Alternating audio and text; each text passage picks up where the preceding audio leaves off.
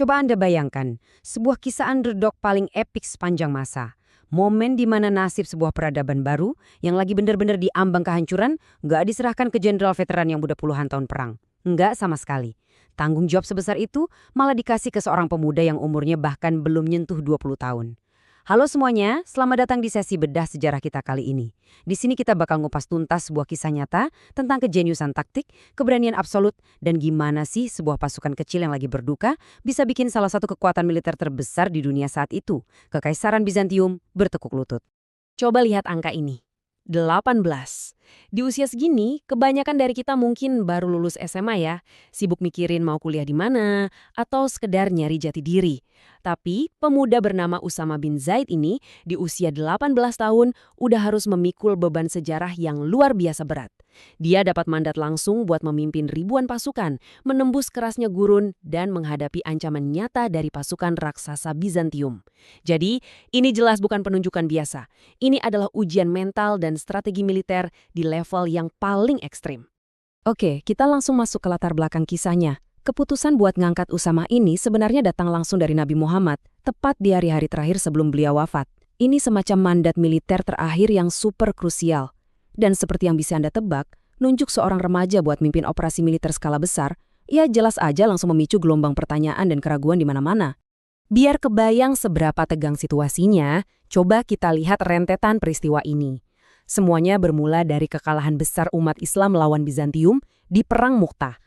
Di pertempuran yang mematikan itu, 3 panglima muslim gugur secara beruntun. Dan salah satunya adalah Zaid bin Haritsah, ayah kandung dari Usama sendiri. Nah, untuk membalas kekalahan telak ini sekaligus ngebuktiin kalau umat Islam masih berdiri kokoh, Nabi menunjuk Usama yang baru 18 tahun sebagai panglima baru. Yang bikin makin rumit, di bawah komando Usama ini ada banyak banget sahabat senior. Para veteran tempur yang jauh lebih tua dan syarat pengalaman kayak Abu Bakar, Umar bin Khattab, dan Utsman bin Affan. Wajar kan kalau muncul keraguan? Abu Bakar bahkan sempat nyampein kekhawatiran dari sahabat lain. Mereka mikir, beneran nih pemuda ini siap mimpin tokoh-tokoh senior? Tapi keputusannya udah final, dan persiapan pasukan pun langsung tancap gas. Tapi, tunggu dulu. Sebelum pasukan ini sempat melangkah jauh dari batas kota Madinah, ada badai krisis yang jauh lebih besar tiba-tiba menghantam mereka tanpa peringatan sama sekali. Momen di mana semua persiapan strategis yang udah matang ini terpaksa berhenti total. Tanggal 12 Rabiul Awal tahun 11 Hijriyah, Nabi Muhammad wafat. Kota Madinah yang tadinya sibuk banget sama derap langkah persiapan militer, seketika lumpuh. Duka emosional yang terjadi saat itu benar-benar nyata dan menyayat hati. Kepanikan pecah di mana-mana. Kalau kita baca dari catatan sejarah, Umar bin Khattab bahkan sempat ada di fase penyangkalan atau denial yang luar biasa kuat. Dia narik pedangnya dan menolak percaya kalau pemimpin mereka udah tiada. Di tengah situasi yang super kacau dan penuh air mata ini, keberangkatan pasukan Usama ya otomatis tertahan. Gimana mau ninggalin kota kalau pondasi kepemimpinan mereka baru aja berpulang kan? Nah, disinilah khalifah yang baru aja terpilih, Abu Bakar, dihadapkan pada dilema yang benar-benar ekstrim. Di satu sisi, masuk akal banget kalau ada yang minta pasukan Usama dibatalin aja dan disuruh jaga Madinah. Kondisi kota lagi nggak stabil dan rentan banget sama pemberontakan atau serangan dari luar. Ada juga yang bilang, oke, kalaupun tetap berangkat, panglimanya diganti aja sama yang lebih tua. Tapi buat Abu Bakar, ini bukan cuma soal taktik militer. Ini soal amanah terakhir. Dia teguh banget nggak ada satupun perintah yang bakal diubah. Pasukan harus tetap berangkat, tetap dipimpin Usama, apapun risikonya. Setelah keputusan berari dari Abu Bakar itu, roda sejarah kembali berputar cepat. Pasukan kecil ini akhirnya bergerak maju. Mereka ngusap air mata mereka, dan duka yang tadinya begitu dalam dengan cepat berubah jadi bahan bakar semangat tempur yang menyala-nyala. Misi mereka sekarang jauh lebih besar dari sekedar balas dendam. Ini adalah momen penentuan untuk bertahan hidup. Sekarang, yang paling menarik buat kita perhatikan adalah kesenjangan kekuatan di antara dua kubu ini. Begitu pasukan Usama sampai di wilayah Balqa di Syam, mereka langsung disambut realitas lapangan yang lumayan bikin merinding. Pasukan muslim ini cuma ada sekitar 3.000 prajurit.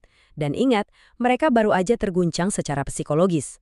Sementara di seberang sana, udah berdiri kokoh pasukan Bizantium yang jumlahnya diperkirakan 5.000 sampai 10.000 prajurit. Dan ini bukan cuma soal menang jumlah ya. Bizantium itu bawa kavaleri lapis baja yang berat plus infanteri dengan senjata yang jauh lebih canggih. Ini tuh literally skenario David versus Goliath di dunia nyata. Jadi, Ini ngebawa kita ke pertanyaan intinya. Pertanyaan terpenting di bedah sejarah kita kali ini. Gimana caranya? Gimana mungkin pasukan yang kalah jumlah, kalah persenjataan, dan bisa dibilang kalah pengalaman tempur ini bisa ngancurin pertahanan baja dari kekaisaran raksasa? Jawabannya ada di otak komandan muda mereka. Kita masuk ke pembahasan taktik perangnya. Nah, Usamah ini sadar betul kalau dia pakai cara perang tradisional, baris yang rapi, terus tabrakan langsung di medan terbuka, pasukannya bakal habis dibantai mesin perang Bizantium. Jadi, apa yang dia lakukan? Dia buang buku aturan perangnya dan bikin taktiknya sendiri. Poin krusialnya ada di sini. Usama mutusin buat sepenuhnya pakai peperangan asimetris. Dari ajaran militer yang dia serap, Usama merancang strategi yang berfokus kuat pada dua hal, kecepatan ekstrim dan serangan mendadak. Pasukan Bizantium itu memang besar dan menakutkan, tapi justru karena ukurannya yang raksasa itu, pergerakan mereka jadi lambat dan kaku. Nah, Usama dengan sangat cerdik mengeksploitasi kelemahan tersebut lewat kelincahan manuver dan taktik kejutan yang mematikan. Coba kita urai gimana eksekusi gilanya di lapangan. Langkah pertama, pasukannya disuruh bergerak super cepat ngelewatin padang pasir, nerjang cuaca ekstrim, supaya mata-mata musuh nggak bisa ngelacak posisi pasti mereka. Langkah kedua, waktu serangan. Usama nggak mau nunggu matahari terang. Dia langsung nyergap tepat pas fajar menyingsing, memecah keheningan pagi dengan serangan kilat yang bikin kaget bukan main. Dan langkah ketiga, alih-alih nabrak dari depan, mereka ngehajar dari sudut-sudut buta yang sama sekali nggak diprediksi komandan Bizantium. Kecepatan dan serangan mendadak inilah yang langsung ngancurin formasi kavaleri musuh, bikin mereka panik massal sebelum sempat pakai zirah dengan benar. Dan momen ini benar-benar nunjukin kenapa kehadiran fisik Usamah di garis depan itu sangat vital. Di tengah kaosnya pertempuran, debu di mana-mana, sempat ada momen krisis di sisi utara. Pasukan muslim mulai terdesak mundur sama infanteri musuh. Terus apakah si panglima remaja ini panik? Sama sekali enggak. Tanpa mikir dua kali, Usama memacu kudanya langsung ke titik paling panas di pertempuran itu. Dia sendiri yang mimpin serangan balasan yang super agresif. Keberanian komandan 18 tahun ini langsung ngebakar lagi moral pasukannya, membalikan keadaan, dan akhirnya memaksa sisa-sisa pasukan Bizantium yang tadinya sombong itu lari ketakutan dan sembunyi di balik tembok benteng mereka.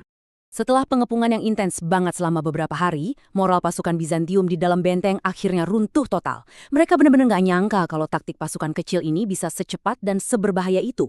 Benteng di Balka pun akhirnya jatuh. Ini adalah sebuah kemenangan monumental yang tercatat tebal di sejarah, membuktikan kalau kelincahan bermanuver, kecepatan bertindak, dan serangan kejutan tuh bisa banget ngalahin ukuran fisik dan kekuatan mentah. Waktu Usama dan pasukannya pulang ke Madinah bawa kemenangan besar, bayangin deh rasanya. Stabilitas negara yang tadinya goyah langsung kokoh lagi. Otoritas Abu Bakar sebagai khalifah pun jadi mutlak, nggak ada yang berani ngebantah. Dan di momen yang penuh emosi itu, Abu Bakar nyambut Usama, memeluk erat panglima mudanya dan bilang, "Engkau telah menjalankan amanah Rasulullah dengan sangat baik, wahai Usama. Engkau adalah seorang pemimpin yang berani."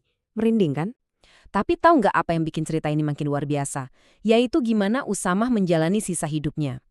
Dengan kesuksesan tempur segila itu di usia muda, gampang banget buat seseorang jadi besar kepala, arogan, atau haus kekuasaan. Tapi sejarah mencatat, Usama justru memilih hidup sangat sederhana dan rendah hati di Madinah sampai akhir hayatnya. Dia menjauh dari drama politik dan kemewahan dan hidup sebagai sosok pahlawan yang dihormati bukan karena hartanya, tapi karena ketawadukan dan integritasnya yang nggak pernah luntur. Sebagai penutup buat bedah sejarah kita kali ini, mari kita tarik pelajarannya ke hidup kita sekarang. Manuver Usama bin Zaid ini bukan cuma sekedar cerita usang. Ini adalah masterclass tentang inovasi dan kecepatan adaptasi. Kalau Anda lagi berhadapan sama masalah yang rasanya jauh lebih besar dari kapasitas Anda, entah di kerjaan, bisnis, atau tantangan hidup lainnya, ingatlah badai debu di Balka ini. Jangan pernah main pakai aturan kaku si raksasa yang lagi Anda hadapi. Bermainlah dengan kecepatan, kelincahan, dan strategi yang di luar tebakan. Jadi pertanyaannya buat Anda sekarang, gimana pemikiran non-konvensional dan kecepatan bertindak bisa bantu Anda numbangin raksasa-raksasa di hidup Anda sendiri? Pikirin itu baik-baik ya.